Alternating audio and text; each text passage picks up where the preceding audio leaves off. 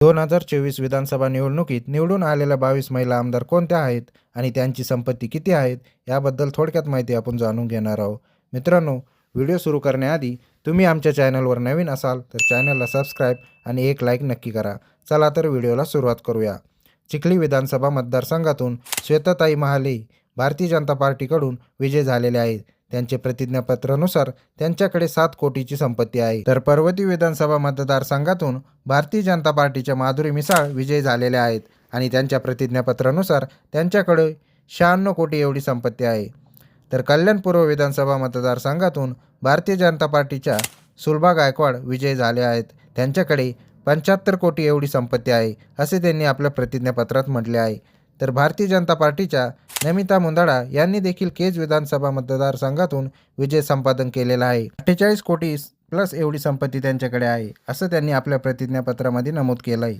त्यानंतर गोरेगाव विधानसभा मतदारसंघातून भारतीय जनता पार्टीच्या विद्या ठाकूर विजय झालेल्या आहेत.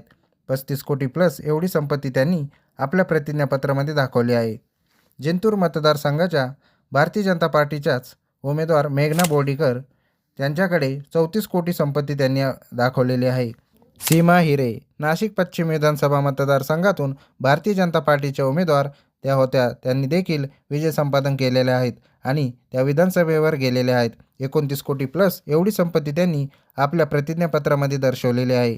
तर 28 कोटी प्लस एवढ्या संपत्तीसह भारतीय जनता पार्टीच्या भोकर विधानसभा मतदारसंघामध्ये अशोकराव चव्हाण यांच्या सुकन्या विजय झाल्या आहेत. श्रीजया चव्हाण यांनी त्या ठिकाणी विजय संपादन केला आहे. तर सना मलिक यांनी देखील राष्ट्रवादीकडून अणुशक्तीनगरमधून बाजी मारलेली आहे. 22 कोटी प्लस एवढी त्यांच्याकडे संपत्ती आहे असं त्यांनी आपल्या प्रतिज्ञापत्रामध्ये म्हटलेलं आहे. तर कन्नडमधून रावसाहेब दानवे यांची सुकन्या संजना हर्षवर्धन जाधव यांनी देखील विजय संपादन केलेला आहे. शिवसेना शिंदे गटाकडून 15 कोटीची संपत्ती त्यांनी आपल्या प्रतिज्ञापत्रामध्ये दाखवली आहे. त्यानंतर नाशिक मध्यच्या देवयानी फरांदे यांनी देखील विजय खेचून आणलेला आहे. भारतीय जनता पार्टीचे आमदार म्हणून त्यांनी विधानसभेवर गेलेले आहेत. 13 करोड प्लस एवढी संपत्ती त्यांनी आपल्या प्रतिज्ञापत्रामध्ये दर्शवलेली आहे. तर डॉक्टर ज्योती गायकवाड या धारावीमधून विजयी झालेले आहेत. काँग्रेसकडून त्यांनी 12 कोटीची संपत्ती आपल्या प्रतिज्ञापत्रामध्ये दर्शवली आहे. त्यानंतर शेवगाव विधानसभा मतदारसंघातून मोनिका राजळे या भारतीय जनता पार्टीकडून विजयी झालेल्या आहेत. 11 कोटी प्लस एवढी संपत्ती त्यांनी आपल्या प्रतिज्ञापत्रामध्ये नमूद केलेली आहे. तर फुलंब्री विधानसभा मतदारसंघातून अनुराधाताई चव्हाण यांनी भारतीय जनता पार्टीकडून विजय मिळवला आहे. त्यांची संपत्ती देखील 11 कोटी प्लस असे त्यांनी नमूद केलेले आहे. त्यानंतर बेलापूर विधानसभा मतदारसंघाच्या आमदार भारतीय जनता पार्टीच्या मंदा म्हात्रे विजय झालेले आहेत. 9 कोटी एवढी संपत्ती त्यांनी देखील आपल्या प्रतिज्ञापत्रामध्ये दाखवली आहे. तर अमरावतीमध्ये राष्ट्रवादीच्या सुलभा खोडके यांनी विजय मिळवण्यात यश मिळवले. 8 करोड प्लस एवढी संपत्ती त्यांनी आपल्या प्रतिज्ञापत्रात दर्शवलेली आहे. तर साक्री विधानसभा मतदारसंघातून शिवसेनेकडून मंजुळा गावित विजय झाले आहेत. 7 कोटी प्लस एवढी संपत्ती त्यांनी आपल्या प्रतिज्ञापत्रामध्ये नमूद केलेली आहे. तर दहिसर विधानसभा मतदारसंघाच्या भारतीय जनता पार्टीचे आमदार ज्या विधानसभेवर यावेळी पुन्हा एकदा निवडून गेले आहे त्या म्हणजे मनीषा चौधरी. 5 कोटी प्लस एवढी संपत्ती त्यांनी दर्शवलेली आहे. तर कारंजा विधानसभा मतदारसंघातून सई डहाके यांनी भारतीय जनता पार्टीकडून विजय मिळवलेला आहे.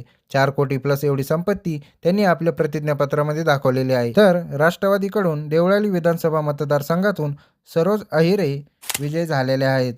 3 करोड प्लस एवढी त्यांनी आपली संपत्ती दाखवलेली आहे. श्रीवर्धन विधानसभा मतदारसंघातून आदितीताई तटकरे यांची संपत्ती त्यांनी 3 करोड प्लस दाखवली आहे. तर स्नेहा दुबई वसई विधानसभा मतदारसंघातून भारतीय जनता पार्टीचे उमेदवार म्हणून त्यांचा विजय झालेला आहे. 1 करोड प्लस संपत्तीसह 22व्या क्रमांकावर त्या आहेत. तर या होत्या महाराष्ट्र विधानसभा 2024 मधील 22 महिला आमदार ज्यांची संपत्ती आणि त्यांची विधानसभा मतदारसंघ आपण बघितले. तुमचं मत यावर काय आहे ते आम्हाला कमेंट करून नक्की कळवा आणि व्हिडिओ आवडला असेल तर चॅनलला सबस्क्राईब व शेअर करायला विसरू नका.